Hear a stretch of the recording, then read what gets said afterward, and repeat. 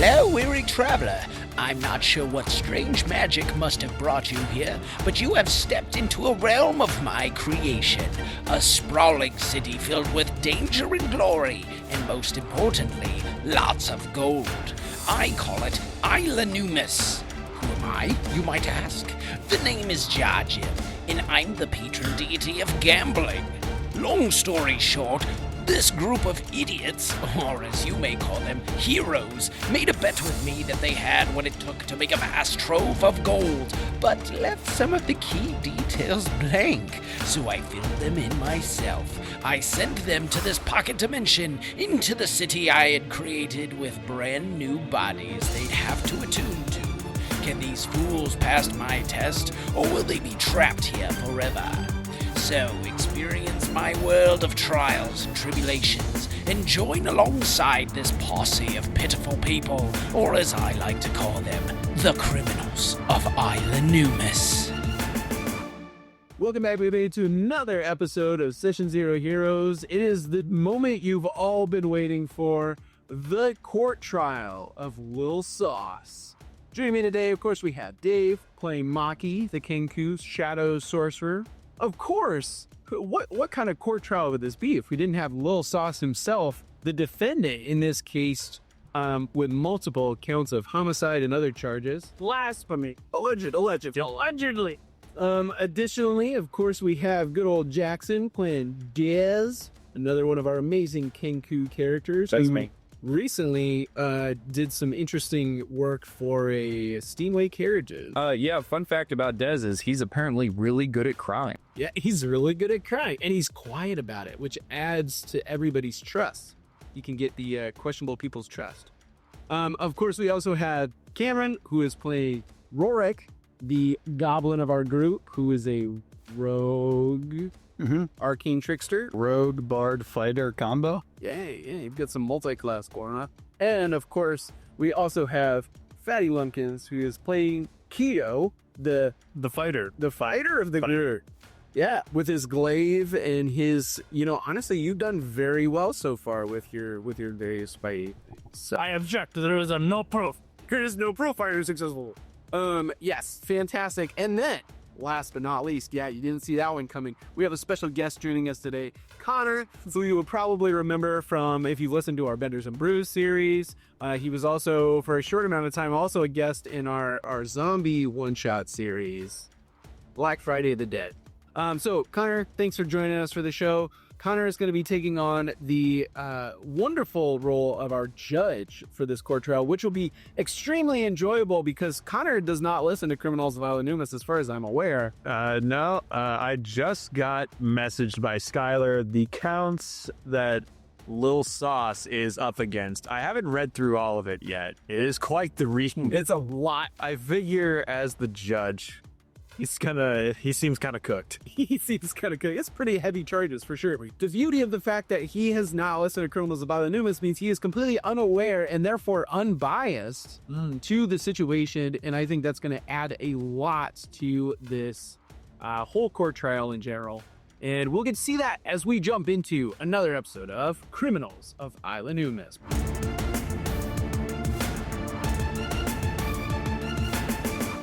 All right, so where we left off, you guys had finished doing your various 3 days worth of research and sabotaging that you guys had available to you in order to prepare for this court trial today. I'm sorry, sabotage?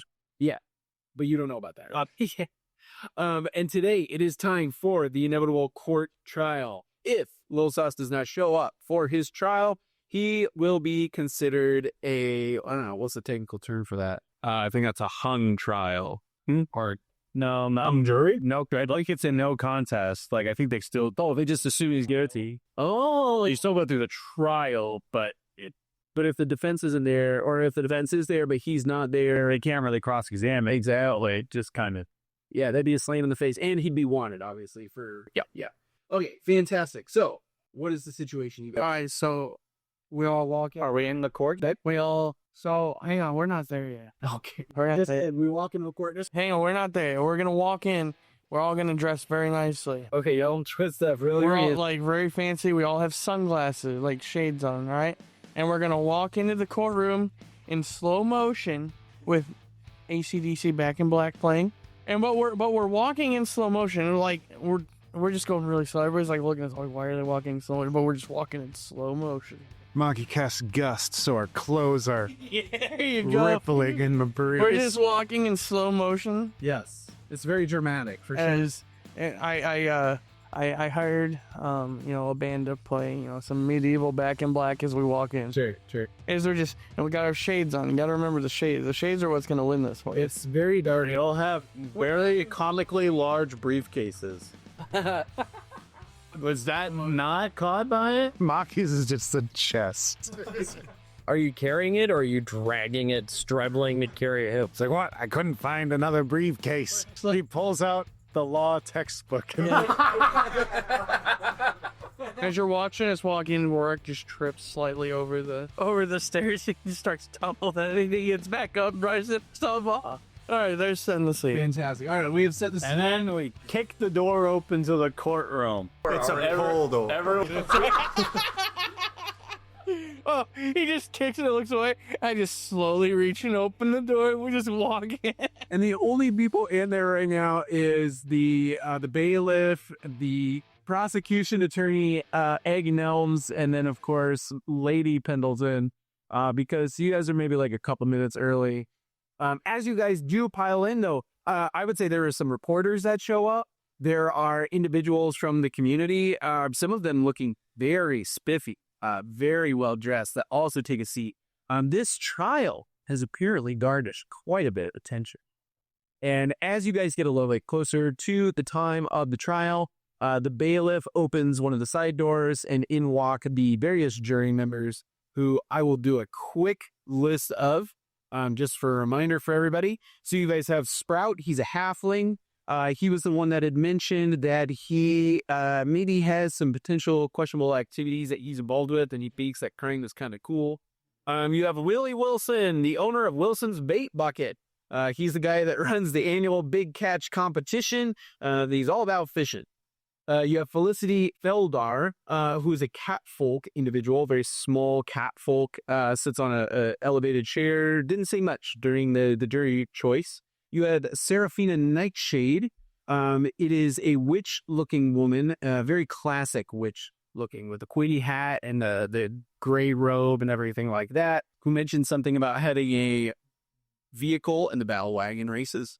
You have Ryan Equest, who is the very handsome-looking centaur, who mentioned very much that he does not like any sort of crime against any sort of horses. And then last but not least, you have Taylor Swiftwing, who is a female bluebird Aarakocra, who is very excited to finally be on a jury. That is your jury for today. And as they all come in and take their seats, the bailiff walks back over to his spot beside the judge's booth, and he says, Please rise for the Honorable Judge John Bovey. For those that are listening who are like, wait, that wasn't the judge's name, that's my bad. We kind of redid the NPC name for the fact that Connor was here, and I'm actually wrote it down this time, so that's what we're sticking with. Connor, you enter the seat. Yes, you may be seated. You may be seated. And everybody sits down. Mr. Sauce, is that, may I refer to you as Mr. Sauce? Yes. We are here for the trial between the state and Mr. Sauce. Actually, Mr. Lil Sauce. Mr. Little Sauce, I'm so sorry.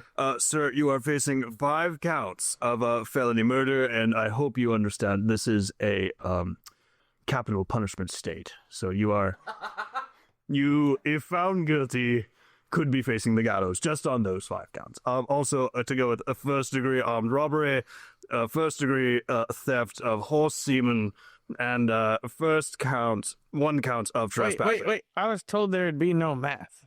First, second, third.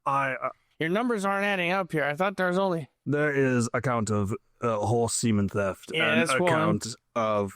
Just the horse semen is the one we decided was the most egregious of your theft, seeing as we take our horses very seriously here.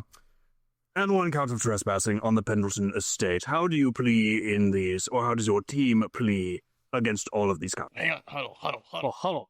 We guys all huddled together. Not guilty. It's... Oh, Yeah, I think that answer is pretty clear. Oh, You didn't do it. Des writes on his chalkboard, and it says, guilty, in parentheses, not. Yeah. I say that. I look at it and go, guilty. Not. Very well, then. He is pleading not guilty to all counts of this trial. Curiosity, if you're getting hit with multiple counts of different crimes, can you be like, well, I'd like to plead not guilty to at least 3. If there's one in particular that I'll just submit to. Be like, yeah, I killed that guy, but I didn't steal Cian, all right? How dare you? How dare you accuse me of stealing semen? Why he does this, I'd like to take the rock. Sir, Mr. Sauce, what is this rock? I don't think they can see it, can they? They can see the rock. Oh, but they can't hear it, right? Hero, no. It's just a memento from my dead father. The bailiff looks up at you. It's not part of evidence. We just likes it. You would have been more likely to get away with it if you said it is a piece of evidence. I want to rub it. I'm obviously rubbing it. I suppose if it's not used as a weapon, it's a little weird, but I had more charges. As they're chatting amongst and so on and so forth, in your head, and I guess in the rest of your heads, you hear, yes, hello. Why are you bugging me? This is about to get interesting. And then I go, I'm just going to whisper because so they can't Yeah, hear. your hand over your wing over your face. Can this judge be manipulated? Can the judge be manipulated? Oh boy, I suppose he could be, but it would be a hell of a task. All right, thanks. All right, don't worry, I'm watching. Sir, may I ask why you are whispering to that rock? I try to live my life and honor my father. And I'm telling my father that I'm going to get out of this for him, that I was wrongly accused, and I'm going to go on to continue to honor his legacy when he got ran over by that stagecoach. Your father, the rock. No, this rock was handed down to me by my father. Does not seem like a very sentimental item. There he's slogging down the path one day. This dad picked up a rock. He's like, here you go, son. Have fun with that. I don't know what you're going to do. So your father gave you the rock. It fell out of his dying hand. Speaking to said rock. My father was one of those people that studies rocks. A geologist. See, and I don't understand Spanish. Objection! This is an English Relevance! What does this have to do with anything? It's my pet rock, all right? Helms also holds up this hand and he says, I would also like to object. I think we get moving. We do seem to be getting kind of sidetracked, so let's continue forward. Please proceed with your opening statements. We shall start with the defense. Well, I would like to start with an opening complaint.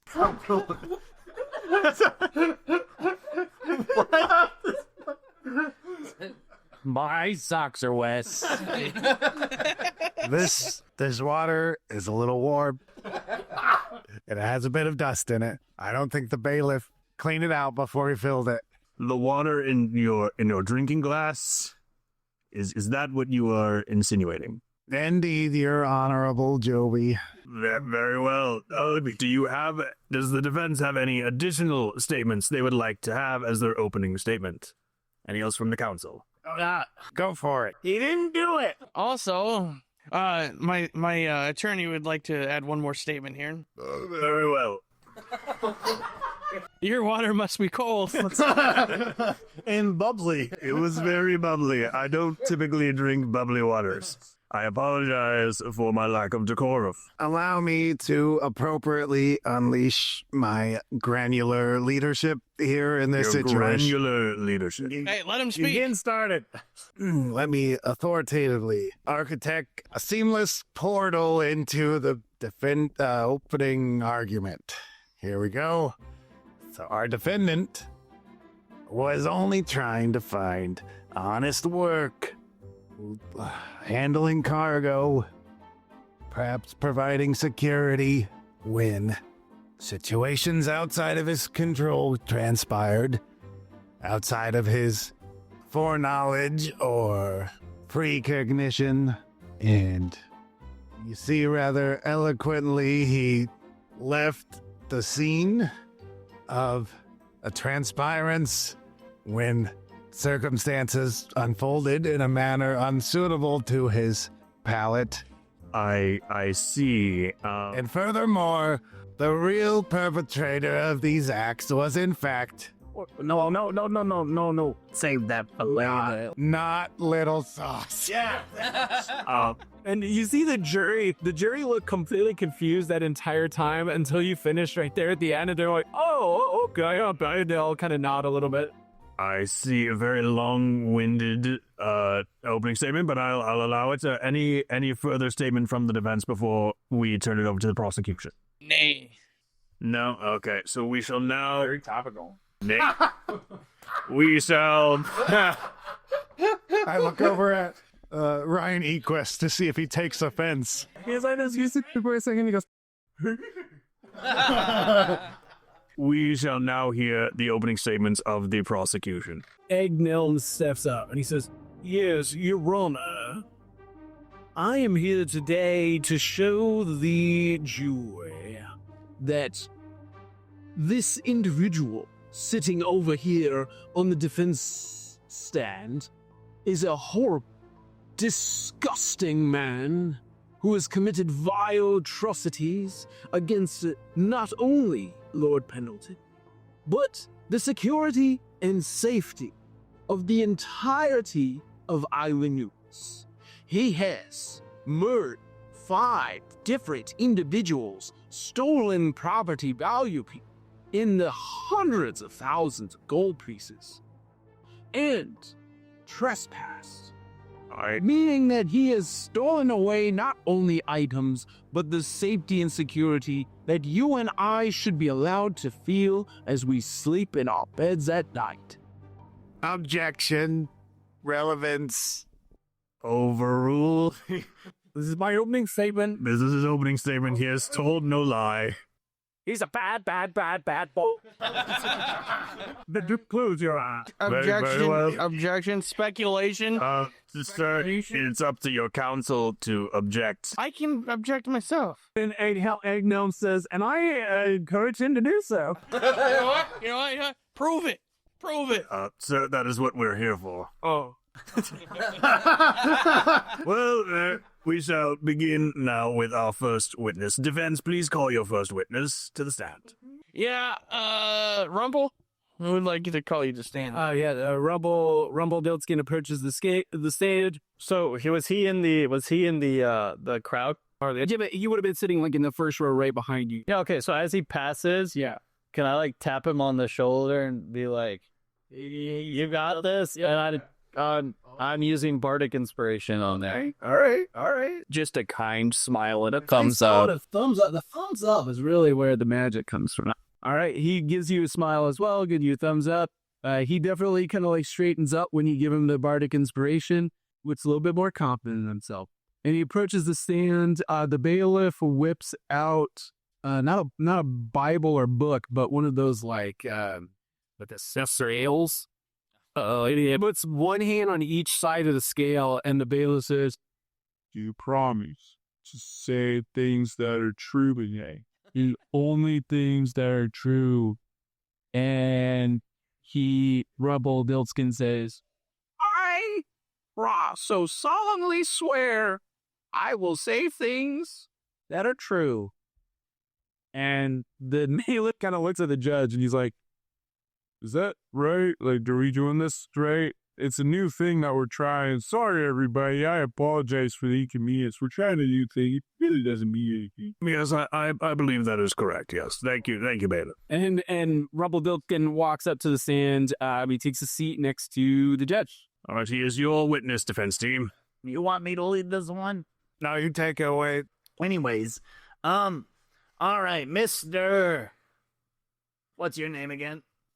Rumble Diltskin. All right. Where were you the night of the murder? Oh, well, kind of depends on the time. I guess, why have you been asked to be part of the evidence tonight? What did you see? What did I see?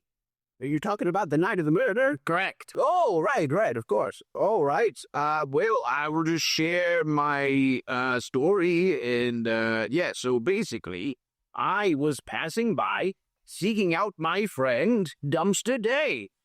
Dumpster Dave lives in an alleyway in Mediumville in one of the dumpsters, but he's been known to jump dumpsters based on necessity. And the Egg Milnes speaks up and he says, "Objection, Your Honor." On what grounds? Big, who is this Dumpster Dave? And where does he actually live? I suppose that is a question that is relevant, but I will overrule the objection. Can I continue, Your Honor? Your story is interesting. Overruled. Nothing has been brought that could bring damage or anything, so yes. Continue, sir, but please, once you're done, elaborate on this dumpster man. Oh, gosh, he's a great guy.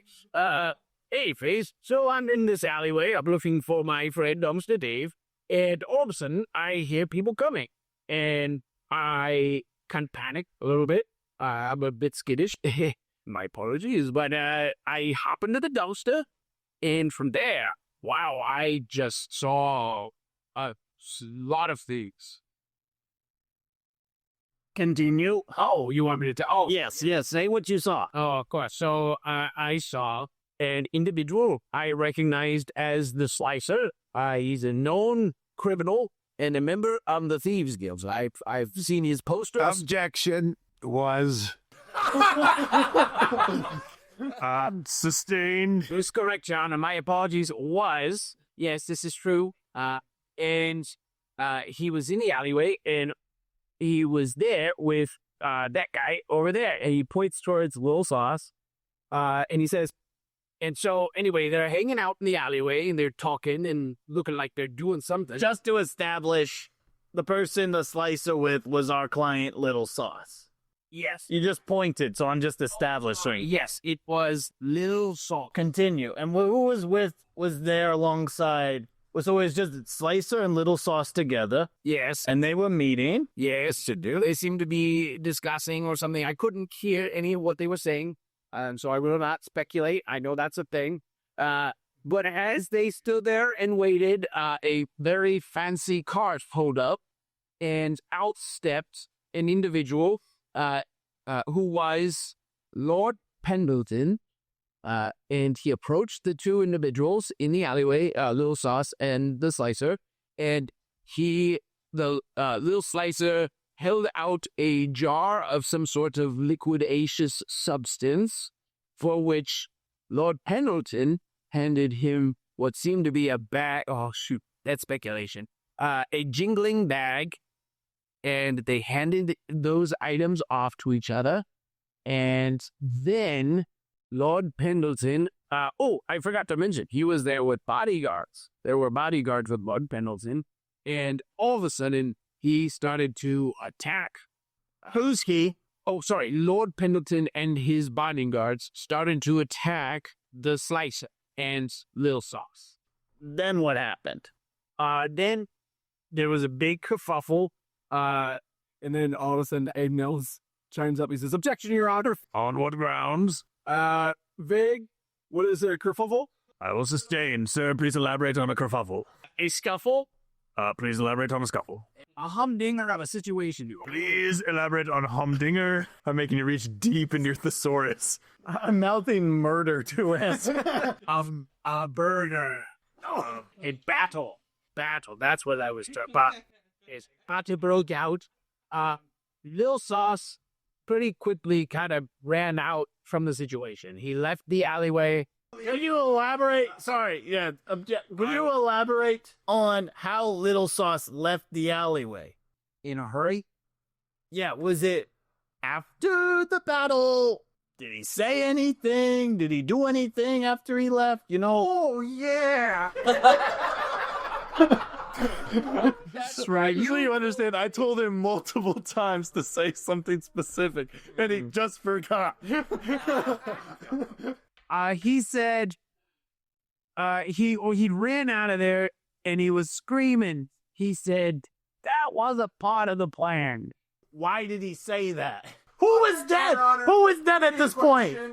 Who said there was a battle, and he said it ended? Sir, What was the aftermath of the battle? we have established We have established, sir, that that is a leading question. Please strike that from the record. Thank you. So can I ask, what was the aftermath of the battle? He said it ended. He didn't say what You happened. may elaborate on the aftermath, but please refrain from leading questions, sir. Sorry. Thank you. Okay, aftermath. Yes. Well, so going off of where I was at, by the time Lil Sauce ran out of there, multiple bodies were already on the ground, deceased. Shortly after, it was just the slicer. Like by about 3 minutes later, it was just the slicer standing. He was very wounded, but Lord Pendleton and his 3 guards were all dead. Dead. And this is the really crazy part. Objection! Speculation. Sustained. And an individual walked by, also with a gun. He had a mustache and a top hat. And he looked exactly like Lord Pendleton himself. And he shot the slicer with a crossbow and killed him.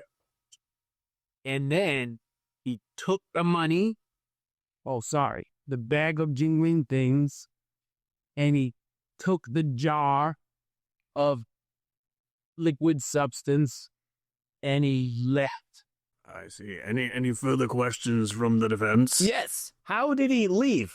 Did he just walk away, or He took the car that was parked outside the alleyway that Lord Pendleton had driven up it. leaving the 4 dead bodies in the alleyway? He's counting with us. Yeah, that will be 4. Correct. I rest. What? No, The sorry. defense is resting. Sorry, no, I'm not resting. No worries, I'll take in while you Yeah, rest. I need to go rest in my seat. Who was driving the carriage? I didn't get a good look at him. It was some guy with a farmer's hat, like a straw hat. The defense? Nope. Does he have anything in his possession that might? After the carriage left, what did you do then? Oh, yes. I, aside from peeing myself inside of the dumpster, out of pure fear and terrifiedness, I climbed out probably 10 minutes later, and I shuffled over to the bodies, and I noticed something on the ground, and I picked it up. And then I left. And could you tell our dear jury? Sir, I will ask you to not be that weird with the jury, please. You seem to be breathing on them rather hard. Not that it's illegal, it's just strange. I'm just getting weird vibes. I shall retreat from the jury. What did you find on the ground? Oh, yes, this. And he reaches into his pocket, he pulls out this badge with a stone inside of it, and he says, it seems to be an ID badge. The defense would like to submit this item to evidence. Any objections from the prosecution? We will also review the evidence. Very, very well, very well. It is submitted for evidence. Any further questions from the defense? The defense rests. Again, little weird, but very well. You may sit down, sir. Prosecution, your witness. Yes, thank you, Your Honor. Your name, sir, is Rumpelstiltskin. A very familiar name to me. Oh, is it? Yes. Is it true that you have served 20 years in prison for murdering an individual? Yes, this is correct. Objection. Foundation. Overrule. Feel like we can just say anything here. I rest. You just wanted to establish that the witness, I don't know, was maybe a little question. Objection. Irrelevant.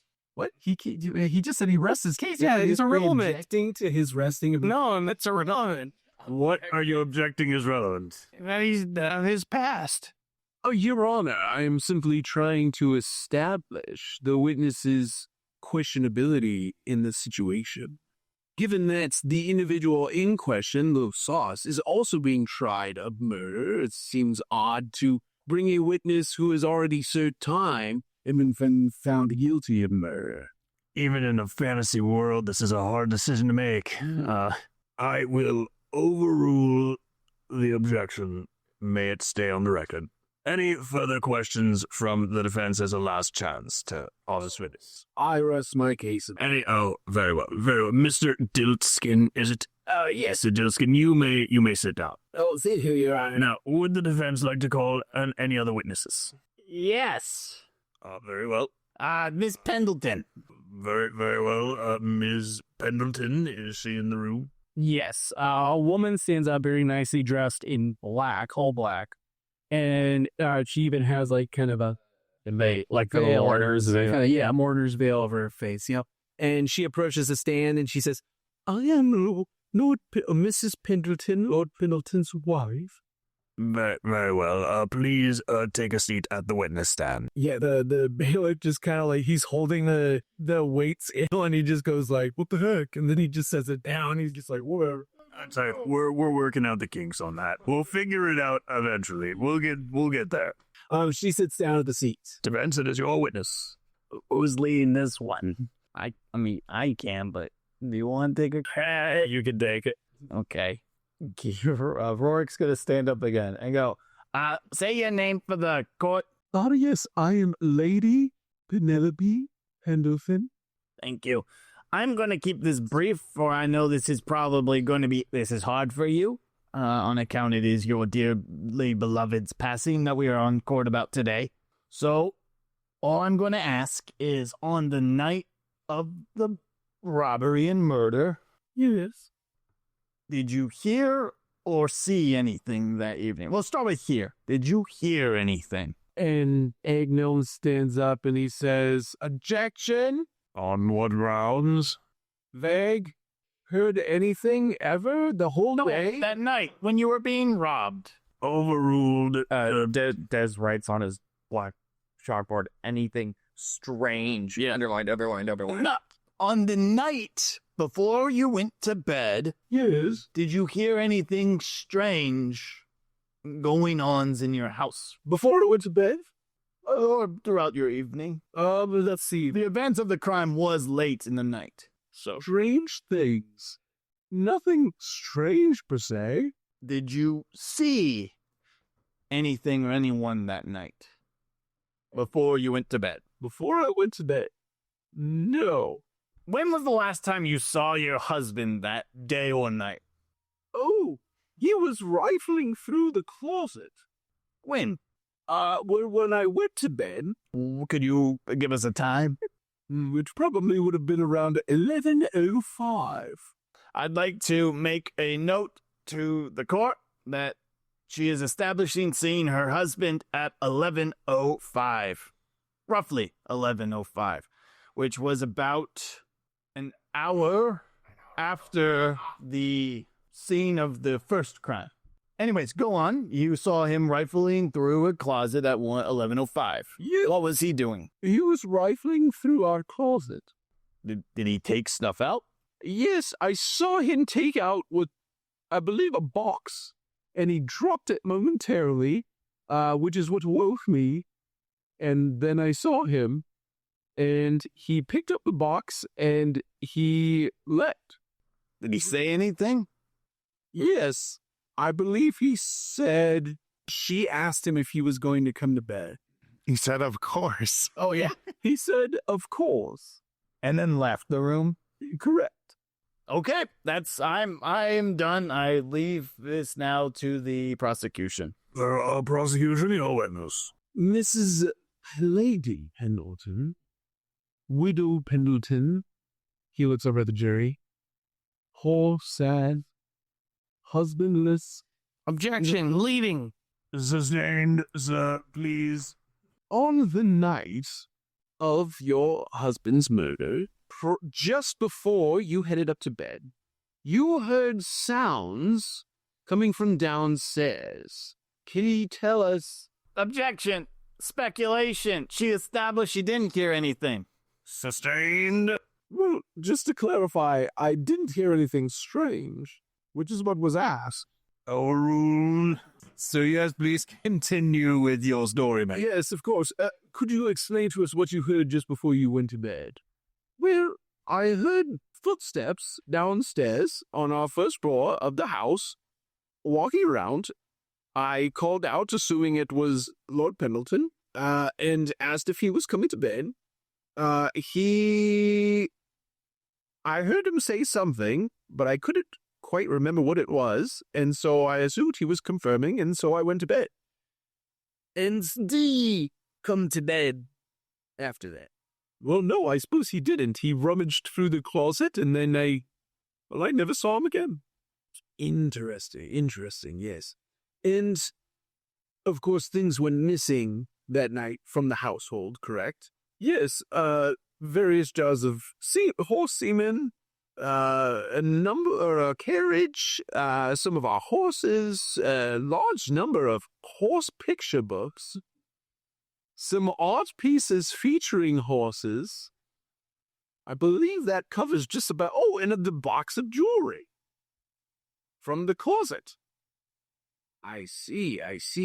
You also were confronted with a particular scene outside your house in the morning in the front yard. Could you detail exactly what you saw outside when you were up in the morning? Oh, yes. Well, there was one of our carts, our riding carriages, in fact, had been crashed, rolled even, in the front yard, and the horses were either asleep or dead, and the individual, or at the word of horses dead, Ryan Equest goes, watch, from the jury stand.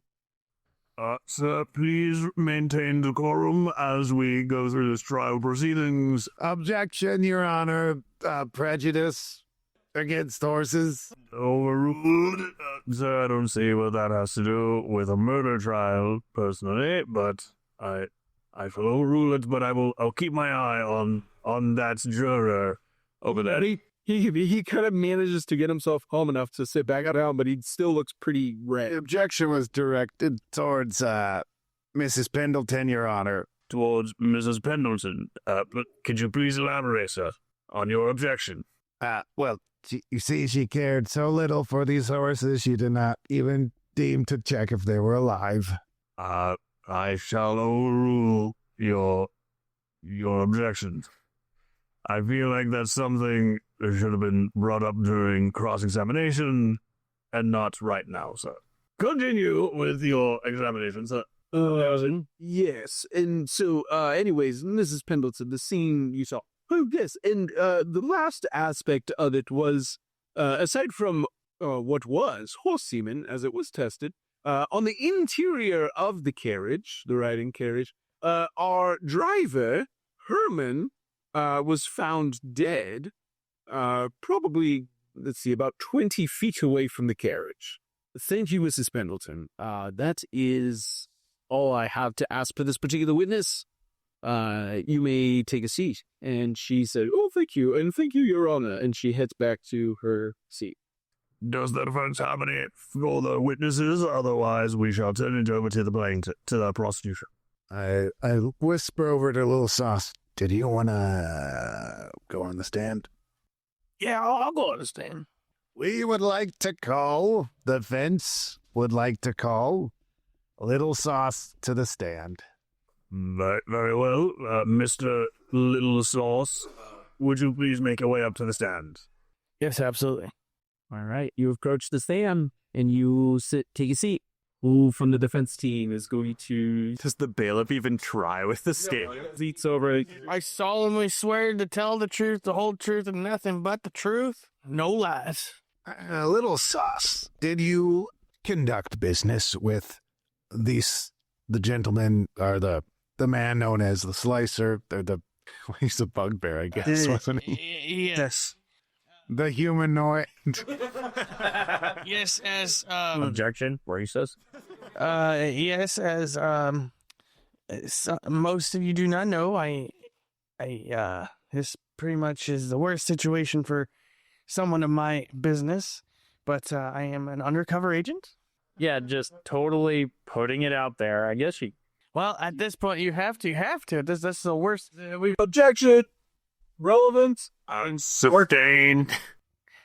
I work for a secret agency. The objection was sustained. Please. Well, this has everything to do with the cursor. So yes, I was. The judge has said sustained, sir. So sustained. So yes, You say nothing else. You also, I'm working with the. Sir, please, defense, please go to your next question, sir. Mr. Little Sauce, can you describe the nature of your contract or your terms of employment with the Slicer? Yes. So the terms of employment with the Slicer, I was sent out to be one of his understudies, gain his trust, which I did. And I posed as a loyal employee with him to try and take down his, as you all know, his empire and the people he works with are very bad people. Very, very bad people. And trying to take out key cornerstones into their empire is important to our business. So I gained his trust. We went to do this transaction, and the transaction did indeed go sideways. So was you working for anyone else at the same time, concurrently with the Slicer? I work for my organization, which I cannot say the name of, but the authorities should know. The correct authorities should be aware of the situation. And is any further questions for the defense? Did you kill Lord Pendleton? I did not. See, I don't know exactly who killed Lord Pendleton. I don't know who killed the Slicer necessarily. When things went sideways, I said, wasn't the plan, and I took off running, got out of there because I am, even though I'm contracted to, gain his trust and be with him, I'm not contracted to kill. Can I cast message? Sure. I'm going to cast message to Little Sauce, which sends a message to your head from my head. And it's going to say, you passed a shadowy figure.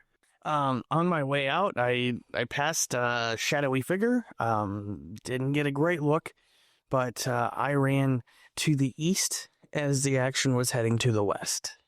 I head to the east. The action was further down west on the street, and by the time, I'm assuming if what you're saying is true about murders and killing, I was long gone before that even happened, as I went to report back with home base. You said you didn't get a good look. Can you describe what you did see? I saw Lord Pendleton, and I believe of this shadowy figure. Oh, the shadowy figure was, shadowy figure. He was dark, shadowy figure of a man. He smelled. Objection, speculation. Objection sustained. Please refrain from describing how people smell. Unless it is relevant. Wouldn't that be relevant? Unless it is relevant. To the bias of whatever you thought it's... Yes, like if you say he smelled good, bad, whatever. Unless you can, point out, he smelled of manure, he smelled of vanilla, he smelled of gasoline.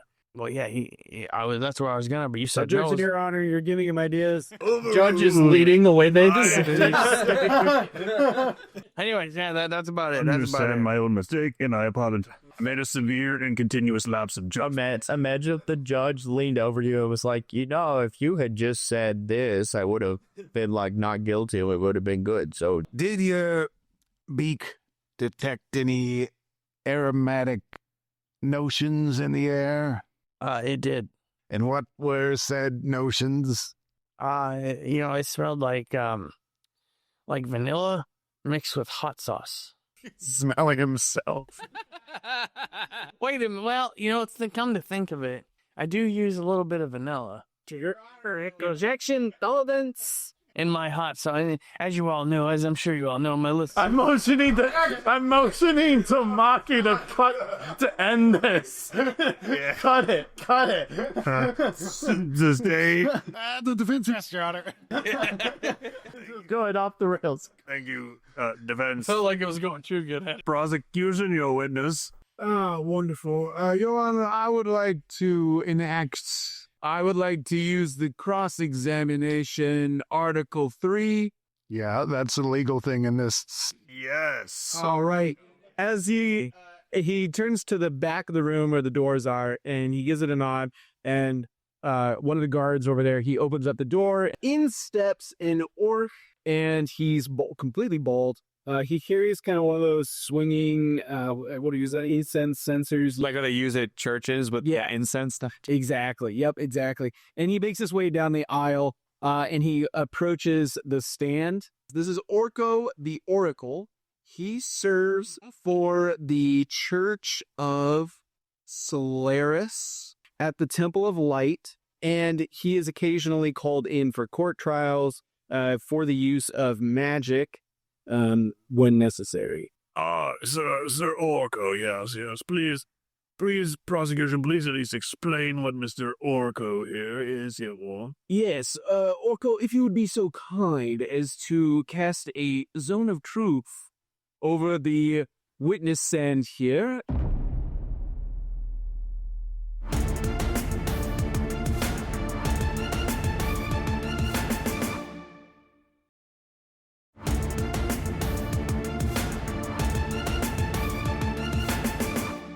Can I cast a spell? Counter spell. Not casting counter spell. Yeah, right now when he says that. Okay. So he's not casting his own truth yet. Yeah. I'm just going to say another message because it's a cantrip, so I can just always send it. Another one to him, and I'm just going to say, you got this. Take a deep breath. You got this. And I'm casting Bardic Inspiration before he gets the spell cast on because it helps you with your saving. Maki digs into his chest and starts frantically looking through, rummaging around until he finds the black book of rituals. Oh. And he's going to flip to it. He's like halfway in the chest, flipping to it. Oh boy, good thing I stayed up late studying this last night. So I just got to get the words right. Go ahead and continue what you were doing. Okay. Yes, Orko, he holds up his sensor towards you, and he casts a spell. I need you to make a charisma saving. He will ask you to do that. Okay. Well, I don't think. Maki's going to he's going to cast Counterspell. And he is going to use his subtle spell, Meta Magic, to do so completely silently and without any hand gestures. So it looks like the spell goes off, but there's no effect of the zone I of don't know what truth. it looks like. I don't know what Zone of Truth, if it casts a visible... So what are you're casting what again? Counterspell. It's a 3rd level spell. You attempt to interrupt a creature in the process of casting a spell. If it's a 3rd level spell or lower, the spell fails and has no effect. So there's nothing. This is one of those situations where people are sitting at home and they're like, well, technically, we're not gonna play technically because we're creating a story here, and sometimes the rules are vague, and there's nothing in here that says that a person necessarily knows per se that the spell has been uncasted if it doesn't have a visible effect. So as far as this guy is aware, he has cast Zone of Truth on Lil Sauce. What he is not aware of is that it has been countered and was therefore ineffective. So the prosecution, feeling confident in the fact that Zone of Truth has been cast, he turns to Lil Sauce and he says, a simple question. I'm sitting there panicking. I'm like, Right. Did you kill Lord Pendleton? no. The jury goes, He could have paused this for a second and he goes, Are you sure? Yes. He kind of looks over at the Oripo guy who just kind of is looking at him like, what? I did my job. What you want? And he Time goes, out of game. I didn't kill him. no, I know you didn't. Yes, that would have been true anyways. Say the fact that you could have gotten away with that. It was you. Yeah, I killed all of them. I didn't kill the guards. I killed Pendleton and the Slicer. Wait, oh no! Rorick runs away.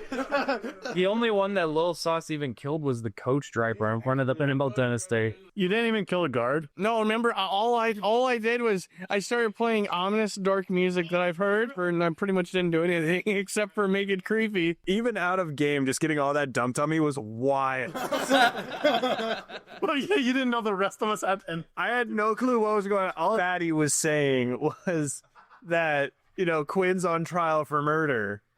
And so I thought, oh, so he definitely killed someone and he's trying to weasel his way out of it. So He's momentarily thrown off by this, obviously. He eventually kind of shakes himself back in, and he says, okay, anyways, all right.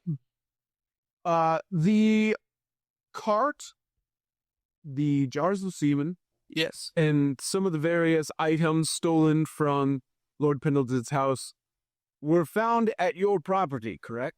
That is correct, yes. Could you explain to the jury why those items were in your house? Yeah, absolutely. I do have, I can't 100% say for fact or certain, but I do have speculation. I know it's speculation. Objection, Your Honor. He's about to give speculation. He just admitted to it. I would like to. I'll tell you what. Well, I didn't do it then. I just won't tell you what I think. I didn't do it. I mean, that's pretty much it. I didn't do it.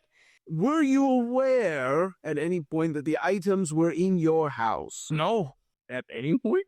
I mean, when I found them, I guess. When you found them? I'm going to message him and said, you never found them. We were in When a we different found place. out about them. You can't exactly backtrack at this point. You kind of can't. Oh, I'm telling. I guess that would have been a lie. He says, well, you can get away with lies. Yeah, stuff. that's right. He says, out of curiosity, were you at... Well, we went to the house obviously after the fact of all this trial, and we got arrested. It was there. I mean, that's the only time I saw it. Were you at any point at the Pendleton estate? No. Interesting. I would like to put into evidence these feathers from the crashed carriage. And he slides a bag of feathers. A question for you, Counsel. How are we to understand these were in fact found at the scene of the crime? Well, they're in an evidence bag over there. I see. I have guard collaborators that can confirm. Yes, the police can't be trusted. I understand. I apologize. Continue, Andy. These, in fact, we can test these right here and now. You found these where? Inside the cart. What are you questioning me? I want to know where you think you found it, because here's the deal. Like I told you, I walk up and I see car crashed outside. I don't know what it is. So you were at the Pendleton estate? No. It was crashed outside of my house, correct? No, he's talking about the one that was crashed outside the Pendleton house. Okay. Which one was that? I thought that was the That same was one. the one we stole and parked outside the house. Wait, the only cart that I had contact with is the one that I found randomly crashed outside my house, which, I mean, let's be real, I don't live in the best side of town. It was not crashed. Okay, it was parked. Just dumped outside my house. Let's be real, I mean, in the neighborhood I live in anymore, it's been gone to the dumps. Interesting. All right. Well, with that being said, Argo, would you please cast the locate object spell to find the origination of these feathers? And Orko approaches and he puts his hands over the evidence bag that has the feathers inside of them. And you see them start to glow. And then you see Lil Sauce also start to glow. Now, I asked the jury, why would the feathers that were found at the scene of the crime, which are still at this very moment, as you can see, he holds up the bag, encrusted with horse semen, why were they found at the scene of the crime in the crashed carriage? And I can tell you why. Please. Lord Pendleton's evil brother is trying to frame me. That's the whole thing, but you won't let me tell you. Lord Pendleton's... We have no record of this alleged twin. Or he's giving him a thumbs up. He's pointing furiously at Rorick and he says thumbs up. My attorney would like to call another witness. You may at another time, but currently we are... Currently, not right now. You're being cross-examined. Yeah, you're being cross-examined. Okay, well, this is relevant. We're going to keep answering his questions. I guess we'll just get to the point. We could end this now and be over with, but we're going to sit here and waste everybody's time. Exactly. I'm paid by the hour. I am paid by the hour by the state. 6,000 gold pieces an hour, mind you. Jeez, I think we'll all need to become judges. As long as I possibly can. So, just to clarify, you were not on the Pendleton estate, is your plea? No, I wasn't. I just answered that in the zone of truth. Understood. Hey, I'd whisper to Rorick, can you tell Sauce something? Yeah. Tell him he got roughed up during the fight. Maybe some of his feathers fell out.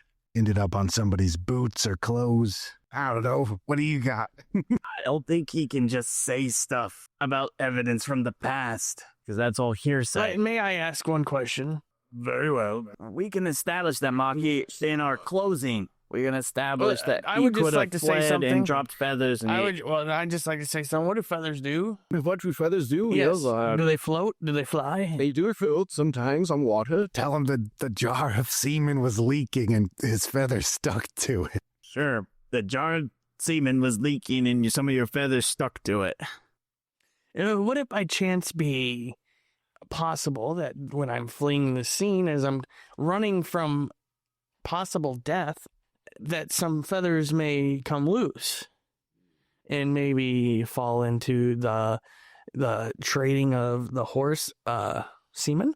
As I'm fleeing the scene, as I'm frantically trying to flee the scene and climbing over stuff and running through stuff, would it be uncommon for feathers to possibly float, even float off of me here as I'm climbing and jumping and float and land on the carriage that I run past?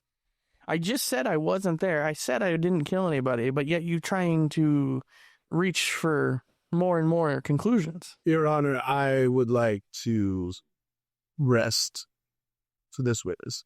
That's what I thought. Very, very well. Does the defense have any further urges to call? The guy that saw us. My guard? No, the guy that saw the evil brother when the horses got. The one I shot? Yes. This is whispers, mind you. Yeah. Technically, none of us know he exists. So if I called him into... It was all over the news. No, it wasn't. Was that really? Huh? I don't think that was all over the news. Maybe town gossip, but, technically speaking, none of us should know about him. Okay, can we put out a claimer as anybody seen evil twin? Yeah, I guess for a final piece of evidence, Your Honor, I simply ask a question to everyone in this courtroom. Everyone, there might be an extra witness in here. If there's no objection, I'll allow it. I think the prosecution is absolutely just flabbergasted by this. I'm going to take advantage of this. There's see where it goes. All I ask is, there is a character of a second Lord Pendleton being established. Has anyone else seen said character? After the scene of the crime, has anyone else seen this supposed Lord Pendleton 2? Yes, there were 100, but there'd be 2 people. 3 people. Miss Pendleton actually She already saw it. said it. That she saw the second They one. were there. Since the only one that would have gotten close enough to really make out was the one guard. Yeah. Okay. Let's say that he's here. Okay. I like. He randomly stands up. He stands up. He sits. He's You're just sitting. I may have seen something yesterday that I couldn't exactly explain. Yes, to the stand, please, random citizen. He approaches the stand. And the prosecution says, excuse me, Article 3, I'd like to have him zone of truth. I'll allow it. All right, so it's But we can let him because that's better. Yeah, the zone of truth cast, as far as you guys are aware, successfully. Orko nods to you. We're like even better, yeah. Okay, so you said you saw a supposed Lord Pendleton after he was dead. Just yesterday. Explain. Well, I was at the Pendleton estate, and I was chatting with Ms. Pendleton. Rubbing the salt all over. Looking over the cart that was previously mentioned as part of the crime scene. The crash cart. Correct, the crash cart. And all of a sudden, in the distance, there was a woman walking away. That the stable hand said had released a bunch of our horses. And I went to go confront her. She disappeared into the woods. And then all of a sudden, standing before me, or rather riding before me on a giant goat, I might add, was, I swear it looked like Lord Pendleton. It was Lord Pendleton, as far as I could tell. I've seen the man a few times, quite a few times. He spanked me once or twice. And it most certainly was Lord Pendleton. Did you make chase? I did, yes. I chased after him, confused, wanting answers. He turned to me, and he shot me.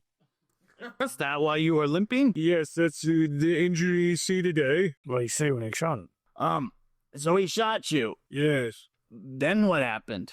He rode off into the forest. That was it? You fall off your horse, did Oh, sorry. anything you Yes. The horse, because I got shot and I was riding bareback, so I didn't have a good stability. I wasn't in the saddle. So being shot in the side, I fell off the horse, and like I said, he disappeared into the woods. That was the last I saw of him. Was there anything else he maybe took or said or anything he may have done after he shot you? Oh, yeah, he was cackling something awful. Said something about, this is the last you'll ever see of me, Clarence Pendleton. Didn't you say the evil brother, or did you say? Yeah, I did, but I'm not going to add that. Well, no, but he should say it because that's what happened. He's in the zone of truth. You would have said the evil brother. No, he does. He's an evil twin brother. He just knows it's. But he said it. I though. did say that. I said I'm Clarence Pendleton, the evil twin brother of Lord Pendleton. You'll never catch You'll never catch me. So he said that. He said something about being an evil twin to Lord Pendleton and that will never catch him. Needless to say, I was in pain and confused. Well, I salute you for your hard work and trying to stop a ne'er-do-well goat thief. Well, he got away with it, that's for sure. I hope you heal quickly from your injury. At the sound of goat thief, you I don't know, anyone that glances over it looks at Ryan to Equest, he just kind of like, eh.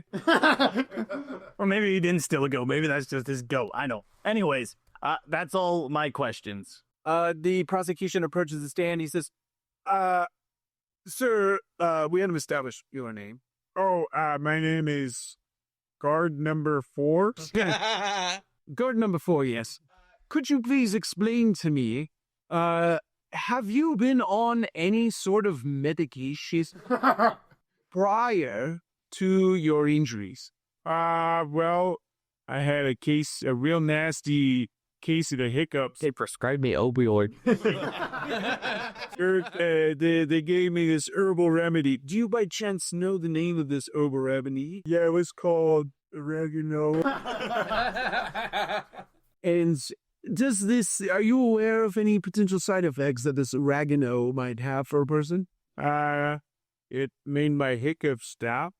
Yes, but any sort of negative side effects? Your Honor, I'd just like to establish that I'm a simple guard number 4, not a doctor or any kind of pharmacist. I shall sustain that.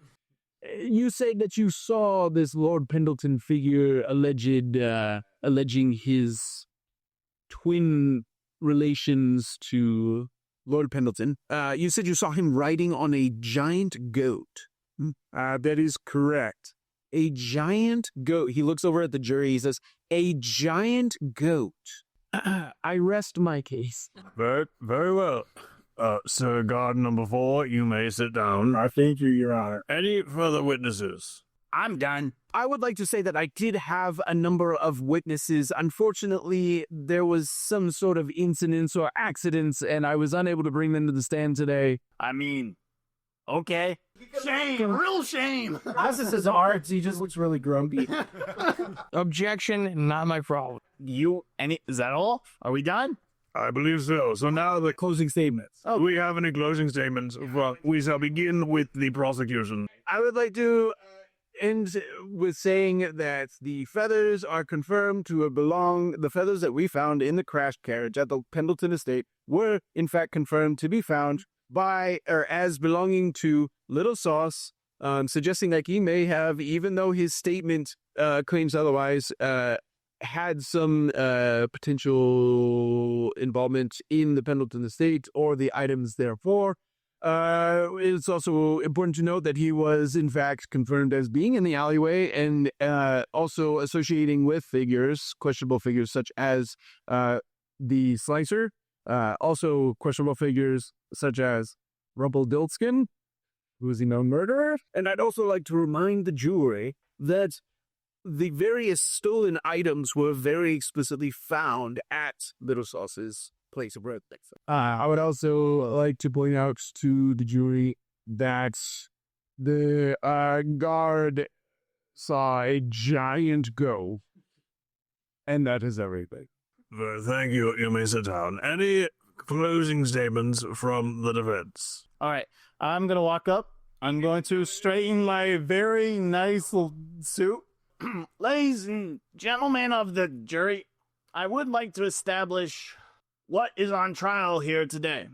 5 accounts of murder, theft, and trespassing. And armed robbery. And armed robbery. Thank you, Judge. We are simply looking for if Little Sauce is guilty or not guilty. And by all accounts of everything I've heard today, it seems like there is another guilty party of most, if not all, of these charges. But again, this is not a trial of, say, an alleged Lord Pendleton 2. We're talking about Little Sauce. And on the stand, under zone of truth, declared himself not guilty, and he did not kill Lord Pendleton.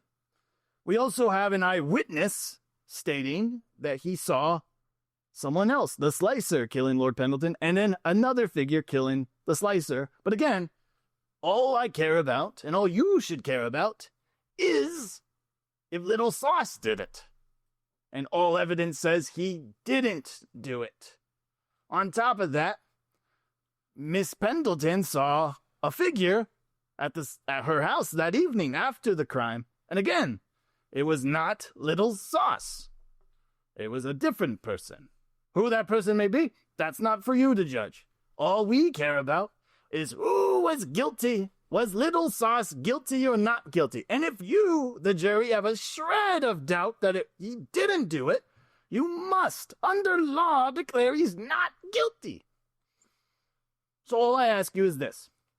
Hearing all the evidence tonight, you think, he didn't probably do it. Someone else probably did it. He's just a misfortunate fellow who was in a bad situation. Maybe he was starting to do crime with the Slicer, but the moment it turned bad, he said, not gonna do this, and left. And you know what? We've all made bad choices here or there. But you know what? There's a huge difference between murder and, slight side charges of working with a Slicer. All we care about is the charges being tried today. That's all. Bye, folks. And just gonna go sit down. Very well. So, jury, you may now be excused to go deliberate, and keep in mind you are deliberating on 5 separate counts of felony murder, 1 count of first-degree armed robbery, 1 count of first-degree theft, and 1 count of trespassing. Now, these will each be deliberated on individually, and you must come back with a verdict for all 8 of these counts. So please go deliberate.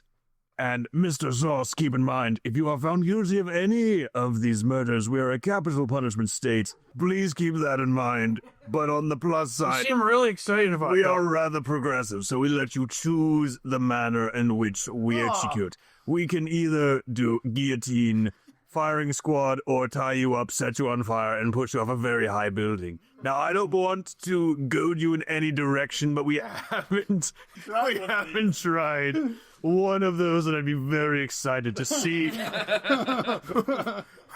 one of those in particular. Yes, exactly. So, jury, please go deliberate, and we shall have a brief recess until they come back. Thank you. All right. So while the jury heads off to deliberate, everybody goes outside and Guys on the swings and slides. You say there's a short recess and we're outside playing. I'm just sitting there swinging. The prosecution's pushing me. I'm like playing hopscotch with. We got a game that's all going. Yes. I'm going to put a little bit of pressure on you there. Instead of like me running the jury, Connor, if you would like to go through the evidence that was pitched to you today and work. Yeah, break down everything you heard. Each of those and Okay. Also, ignore our out of game talk. Yeah, ignoring out of game talk, I will say, we only established 4 murders that night. We never established a 5th.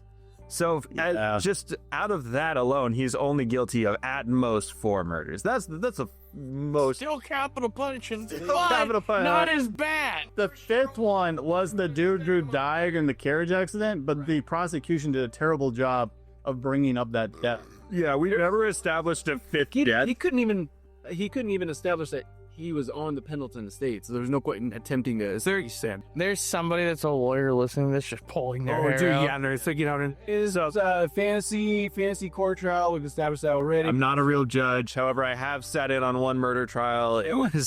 I saw pictures of dead bodies. It was nuts. But no, I had to take so many notes, dude. I took like 10 pages of notes in 6 hours. It was nuts. So I would say out of that, at the very most, he's guilty of 4. If convicted of all 4 murders. Putting him at the scene of the crime, because the horse carriage where this all happened, that's where the dead bodies were found, correct? No, so sorry, there was an alleyway.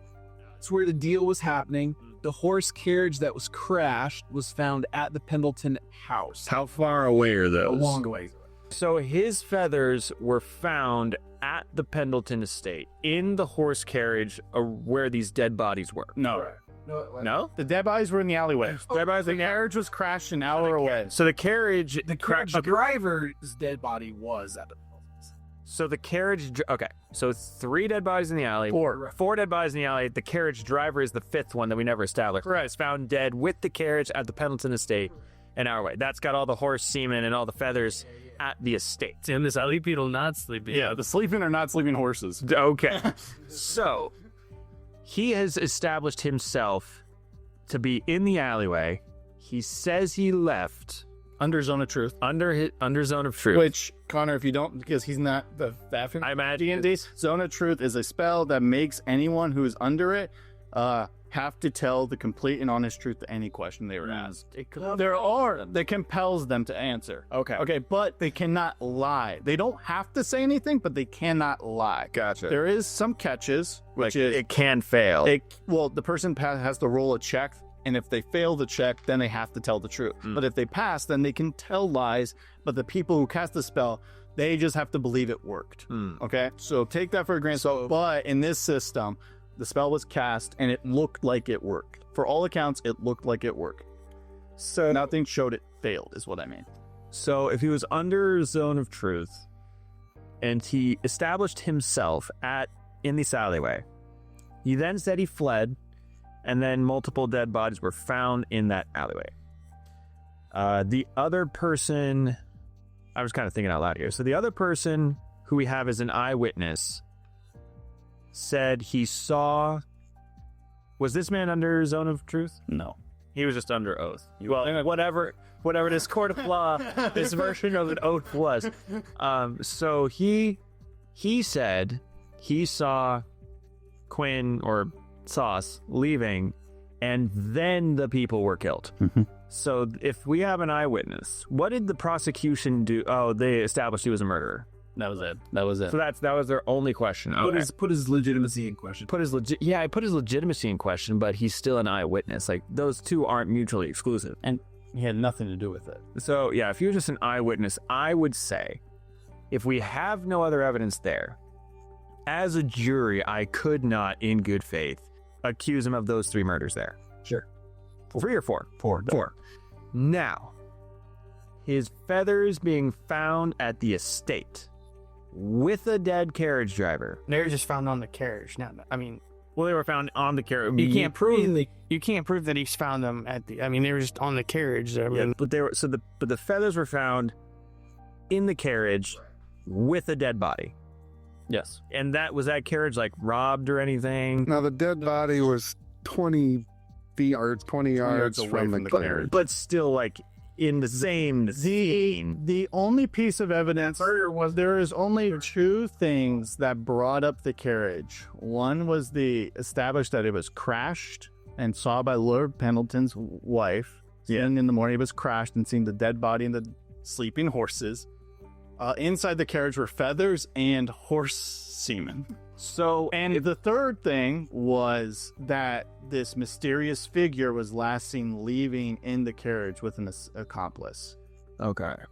So, the mysterious figure... But the accomplice was not Little Sauce. It was so it was 2 people that weren't Little Sauce left in the carriage. Left in the carriage that was later found with the dead... Note No. The guy who went into the carriage, the mysterious figure picked up the jar of horse semen and then went into the carriage. That I was around when it went down. Yeah. See, I feel like if the prosecution had brought up that there was a dead body, did they bring up that there was the dead? No, they never really touched on the fact that the guy was dead. As a juror, if that was all that was brought up, I would at least be able to place him at the carriage. And if there was no real explanation, because sure, yeah, bird, I guess he's a bird. Birds molt, whatever. But it seems really sus that he has horse semen on the feathers at a scene of the crime. So now... No, that wasn't established. I'm saying it could have happened. That's it's not established. It was that's how they could have gotten on. I'm just saying, like... But remember, if they had brought up that there was also a dead body found at this scene, maybe they could find him guilty of that one. But since it was never really brought up, like out of this whole thing, I could see them maybe finding him guilty of that one if they brought up, his feathers were found at the scene. This scene also had a dead body at it. Therefore, it puts him at the scene of this crime, this murder. If we can retroactively, say they brought it up. I think they did. Did they bring up? I don't know. Did Mrs. Pendleton say that she saw the body? She did, but the prosecution never really pressed on. They never really connected the dots for the jury, is what I'm saying. Because I also said I wasn't there. So under the current circumstances, right, not knowing what I know outside, just saying, is there enough evidence to put him away? For being at the scene of this carriage, I would say yes. There's physical evidence of him being at this carriage. The dots were never connected. So he trespassed on a carriage. That the dots are never connected. That carriage was connected to a dead body. Sure. No. With that being said, all the murders at this point cannot really be beyond a shadow of a doubt. 4 of them cannot. If I can see outside of what's going on and I know there's a dead body at the scene where his feathers were found, that spells a bit of questionability, but it's not beyond a shadow. It's not beyond a shadow. He was the one that necessarily did it. Correct. There was no established motive. There was no established motive, no established really anything. Yeah. With the physical evidence and what was talked about in the trial, I don't think they would be able to convict on 4. Okay. I think if they connect the dots, if they retroactively connected the dots, 5, probably. But since they didn't, right, I would have to say not guilty on all 5 of those counts. Okay. However, the trespassing, yes, because his feathers were found on the scene. Okay. There was no real talk of armed robbery, so I would say not guilty there. The armed robbery would have been that's kind of connected to would have been what the slicer did. Yeah, and so left. I mean, he admitted he was there at the scene, but just for a trade-off. Yeah, and then when things went south, he left. Yeah, and the theft. The theft I probably could convict for because there was a card literally found at his house. And the stuff. Yeah, so I would say for this jury, what we talked about, theft, trespassing, yes. 5 counts of murder, probably not.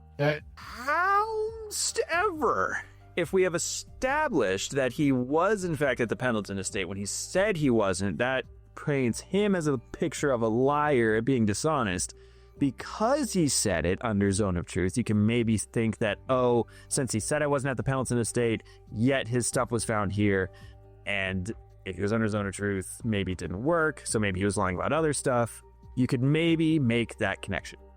However, there was still no dots connected between Pendleton estate and dead body. Really poor job by the prosecution on that. So unless you want the jury to actually convict him of murder, to maybe have some kind of saving him scene of getting tied up and lit on fire and thrown off a very high building, yeah, I would say yes for trespassing, yes for theft. And that's it.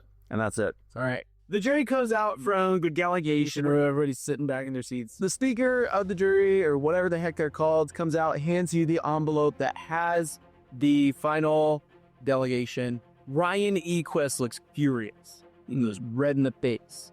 He's extremely upset. Everybody else totally chill, if not a little bit over it. Especially Sprout, he's kind of just got this this is the dumbest part of this whole thing. They all go sit down in the jury. You have the envelope. Feel free to give the basic rundown of the delegate. All right, so, the jury, you have all reached a verdict, correct? Everybody unanimously voted on all of these. They nod, yes. All right. Although Equus looks really angry about it, but he definitely reluctantly nods. I shall now read the findings of the jury. On the first count of felony murder, not guilty. Second count, not guilty. Third count, not guilty. Fourth count, not guilty. And fifth count, also not guilty.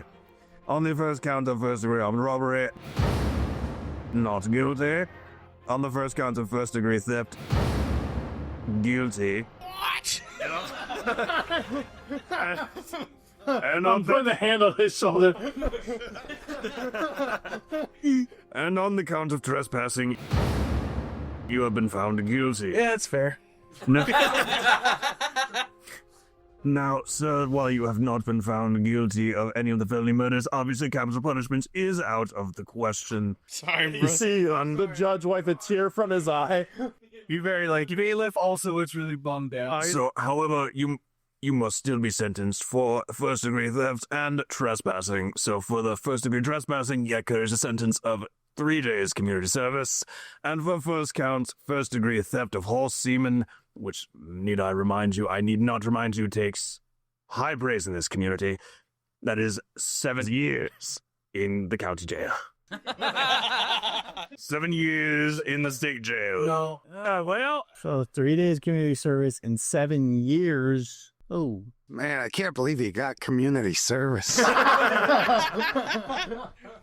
have I got a surprise for you? What is the surprise? Lil Sauce, Feather McGregor, pleads the 28. Do you understand the ramifications of pleading 28. Mr. Sauce? Everyone in the room was just like absolutely astounded and like shocked. No, but I'm gonna do it anyways. Can you explain it to me? Well, very well. The 28th. Is trial by combat. And with that, we will come back to find out what Lil Sauce is gonna have to do to inevitably get through his conviction.